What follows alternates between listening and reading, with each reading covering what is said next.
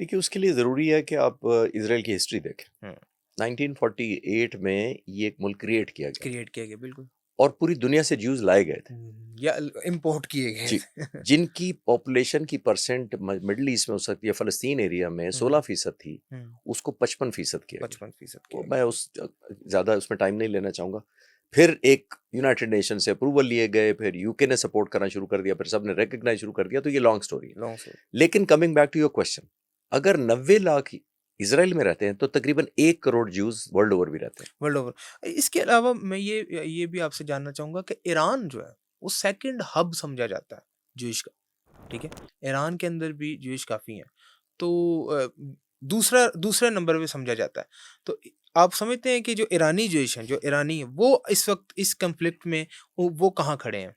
ये तो डिपेंड करेगा केस टू केस। आप स्टैम्प नहीं कर सकते कि वो प्रो ईरान होंगे या सारे प्रो इज़राइल हुँ, होंगे।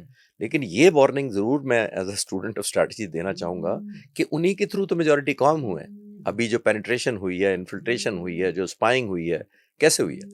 अगर आप नहीं हम समझ पा रहे तो हम अहमद निजाद प्रेसिडेंट थे 2005 से 2013 तक। आज नहीं, आज से 12-13 साल पहले उनका टेन्योर भी खत्म हो गया था। हुँ, उन्होंने सीएनएन ईरान को एक इंटरव्यू देते हुए कहा था कि अपने टेन्योर की बात कर रहे थे।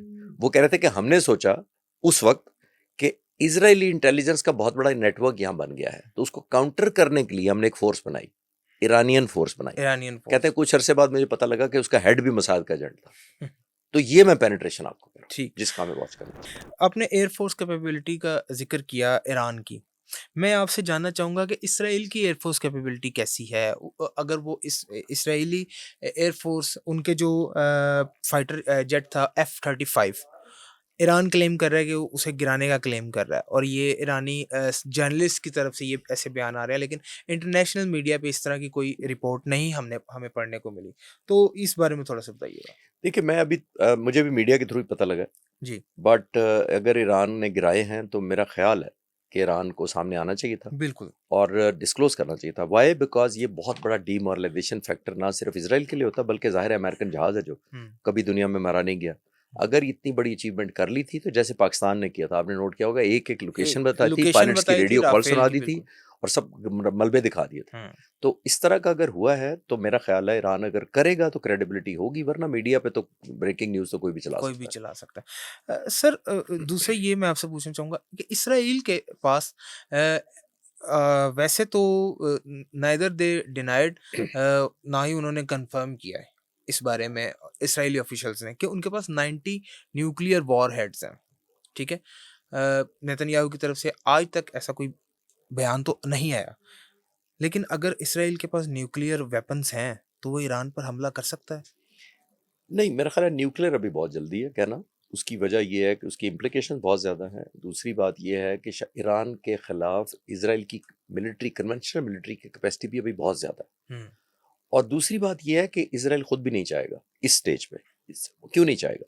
क्योंकि देखिए इस वक़्त वो अमेरिका को मैसेज दे रहा है कि आप एक तो आप कूदें जंग हुँ, में, और वो रोज़ाना की बुनियाद पर ये जो 280 मिलियन हमने ज़िक्र किया, वो अमेरिका को कह रहा है कि देखें मुझे जंग कितनी महँगी पड़नी चाहिए। हुँ, देखें मुझे और भी वेपन चाहिए। देखा मैंने कहा था ना ये चीज़ नहीं काम कर रही। देखा मुझे सरफेस टू एयर और चाहिए, मुझे फाइटर जहाज़ और चाहिए। हुँ, तो ये अभी तो वॉर अपनी जगह है, बट आने वाले वक़्तों में उसने वैल्यू ऐड कन्वर्ट करनी है अपने लिए इज़राइल ने। अपने लिए उसको बिल्कुल। कैश करेगा इस सिचुएशन को कि हमारा तबाह हो गया, हमारा सब कुछ हो गया, अब नई एयरफ़ोर्स बनानी है, नए वेपन सिस्टम बनाने हैं, नए एयर डिफेंस सिस्टम लेना है, नए मिसाइल लेने हैं। तो वो फिर एक शॉपिंग लिस्ट बनेगी जो ज़ाहिर है मोस्टली कॉम्प्लीमेंट्री होती है। सही। सर जो 13 जून को इसराइल ने हमला किया, ईरानी हदूद के अंदर आके, उसके अंदर जो उन्होंने स्पेसिफिकली न्यूक्लियर साइट्स को हिट किया। अब तक ईरान के 9 न्यूक्लियर साइंटिस्ट आपने बताया कि शहीद हो चुके हैं और न्यूक्लियर साइंटिस्ट बहुत कम होते हैं। इसके अलावा जो टॉप मिलिट्री ऑफिशियल्स थे 13 जून को, वो इसराइल ने ईरान के शहीद किए। बाद जो सबसे मेन जो इसमें शहादत हुई है वो अली शाम खानी की है, जो नेगोशिएटर थे यूएस के। अब यूएस के साथ नेगोशिएट कौन करेगा? वहाँ देखिए तक क्योंकि वो तो कन्विंस कर चुके थे और इंटरनेशनल एटॉमिक एनर्जी एसोसिएशन ने ये कह दिया था गार्डनर ने कि Iran nuclear bomb nuclear weapon नहीं बना रहा। वो नेगोशिएट कर रहे थे। तो अब कौन उस हद तक पहुँचेगा? देखिए अब तो अमेरिका रशिया शायद पॉसिबली कर सके अगर वो कोई नुमाइंदा, क्योंकि अमेरिका का तो उस सेंस में ट्रस्ट ईरान के साथ वो नहीं है कंफर्टेबल, ऐसा नहीं है। ठीक। और ये जो आप कह रहे हैं कि नेगोशिएटर हुए या ये पहले भी उनका रिस्पेक्ट नहीं की गई नेगोशिएशन में। चलें अली कोई शाम खानी। कोई आप के लोगों को जो व्यूअर्स आप देख रहे हैं वो उनको 2015 पे ले चलें जब ये न्यूक्लियर डील हुई थी ईरान की इसराइल के साथ, अमेरिका के साथ बेसिकली, लेकिन इसराइल पीछे था, मैं उस सेंस में कह रहा हूँ। और यूरोप के लोग गारंटियर थे, यूके था, फ्रांस था, जर्मनी था, इन लोगों ने गारंटी 2015 में डील तय हुई। उस वक्त तक ईरानियन एनरिचमेंट की जो कैपेबिलिटी थी यूरेनियम को करने की वो 20% ऊपर थी। 20% नतंज ठीक है। में और फोडोर में, फर्दों में। जी, उनको कहा गया कि आप 3.6 पर लेकर आएँ तो आपको हम इंसेंटिव भी देंगे, आपको ट्रेड भी करने देंगे, तो ईरान से करवा दिया। और शर्त ये रखी कि 24/7 24 घंटे IAEA आपका प्लांट कोई सर्विलेंस भी विजिट करेगी, कर सकती विजिट है कर सकेगी। और विजिट भी कर सकती है, ठीक। Surprise visit. 2015 से 2018 तक IAEA ने 10 रिपोर्ट्स दी 10 रिपोर्ट्स हैं, और 10 के 10 के अंदर कहा गया कि इन्होंने रिवर्ट कर लिया है, अब ये न्यूक्लियर बम नहीं बना रहे। नहीं बना रहे। लेकिन 2018 में ट्रंप आते हैं और और यूनिलैटरली हाँ, कैंसिल कर देते हैं, सैंक्शंस हटा देते हटा बाइडेन देते के बाद। जी, हटा देते हैं। तो आप ये देखिए कि जब हटा देते हैं तो क्या होता है, वही यूरोपियन मुल्क जो गारंटर थे वो प्रोटेस्ट करते हैं टू यूएस कि आपने गलत किया वन साइडेड एग्रीमेंट खत्म करके।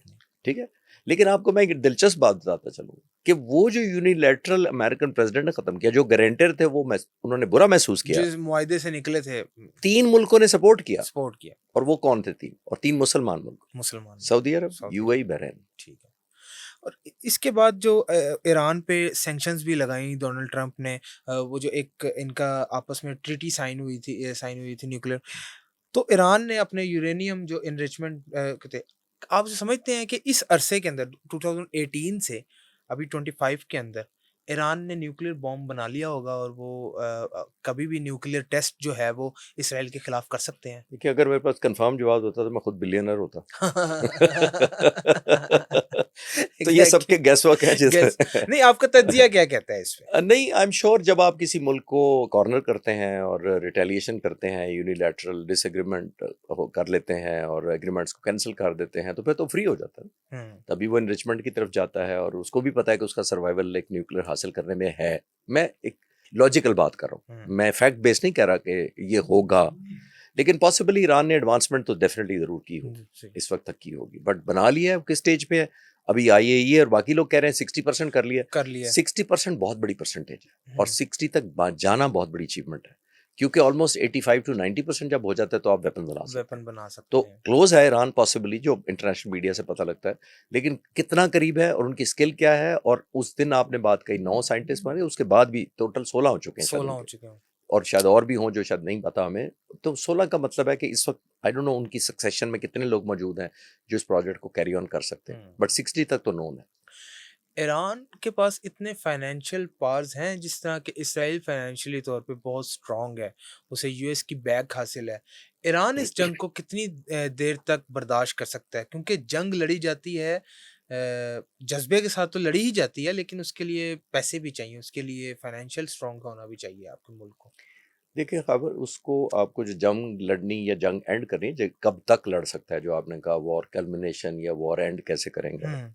देखिए वॉर एंड होती है या वॉर कल्मिनेशन स्ट्रैटेजी डिपेंडेंट होती है आपकी वॉर फाइटिंग एनर्जी के ऊपर। आपकी एनर्जी कितनी रहेगी, आपका स्टेमिना कितना है लड़ने का। स्ट्रैटेजी और एनर्जी, यानी आपने एंड करनी है जंग, तो फिर आप ये बताइए कि आपकी इस वक्त कैपेसिटी कितनी है। जैसे आपने कहा 3 या 4 हज़ार उसके पास मिसाइल है, मैं कहता हूँ उसके पास 20,000 होते, लेकिन प्रॉब्लम ये है कि हिट कितनी आप ले सकते हैं। लेकिन इंफ्रास्ट्रक्चर बड़ा फोकस तबाह हो रहा है ईरान का।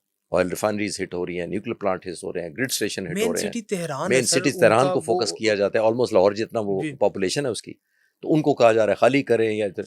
तो ये देखना ये है कि आप रेजिलिएंट कितने हैं।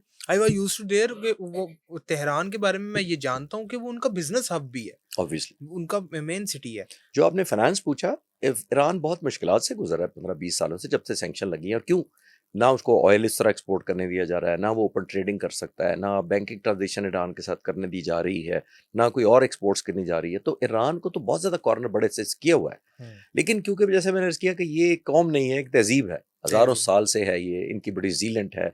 बहुत नेशनलिस्ट कौम है दुनिया में, चंद नेशनलिस्ट कौम इतनी स्ट्रांग होंगी जितनी ईरानियन है, तो वो उनको शायद कैरी फॉरवर्ड कर रही है या इंस्पिरेशन है उनकी जो कैरी फॉरवर्ड। तो कॉस्ट इस पे नहीं होता, फाइनेंशियल नहीं होता, रिजॉल्व भी होता है। लेकिन जैसे मैंने कहा कि पीस टाइम में उन्होंने कितना काम किया हुआ है अपनी कैपेसिटी बिल्ड करने पे, एनर्जी जो मैंने कहा इनडायरेक्टली वो स्टेमिना ही है, स्टेमिना वो ही है। स्टेमिना कितना है वो डिपेंड करेगा। ठीक। सर अभी मैं एक सवाल करने से पहले मैं चाहूँगा कि आप मैं बिल्डअप दे रहा हूँ अपने नेक्स्ट सवाल का। जो फर्दो है इनका एरिया, वो इनके कुम के नज़दीक है। जी। कुम इनका समझ लें कि रिलीजियस हब है ईरान का। वहाँ से इनके मोस्टली आयतुल्लाह और मोस्टली आलिम दीन अपनी स्टडीज़ कंप्लीट करते हैं। फर्दू उसके जी। पास है। ठीक है? ये जो उस रात 13 जून को हमला हुआ, उसके अंदर उन्होंने बड़ा स्पेसिफिकली इनके मिलिट्री ऑफिशियल्स को हिट किया, सरबराह सिपह सालार शहीद किए। आप ये समझते हैं कि इनके जो कौम के अंदर भी खतरा लाहक है, कौम के अंदर जो आयतुल्लाह मौजूद हैं, उनको खतरा लाहक है? डेफिनेटली। वो इतने ज़्यादा इसराइल इतना क्लोज़ली सर्विलेंस कैसे कर रहा है और इसराइली इंटेलिजेंस इतनी पावरफुल कैसे हो गई कि उन्होंने उन्हीं एरियाज़ को हिट किया जिनको वो चाहते थे? मेरा ख्याल है ईरान के खिलाफ इसराइल ने बहुत सालों से ह्यूमन इंटेलिजेंस पे बहुत डिपेंड किया। देखिए इतनी टारगेटेड किलिंग ह्यूमन इंटेलिजेंस के बगैर नहीं हो सकती, ह्यूमन इंटेलिजेंस के नहीं हो बगैर नहीं हो सकती। सकती। ठीक है। सिर्फ सैटेलाइट से नहीं होगा कि मेरी गाड़ी बाहर खड़ी है मैं आपके साथ बैठा हूँ।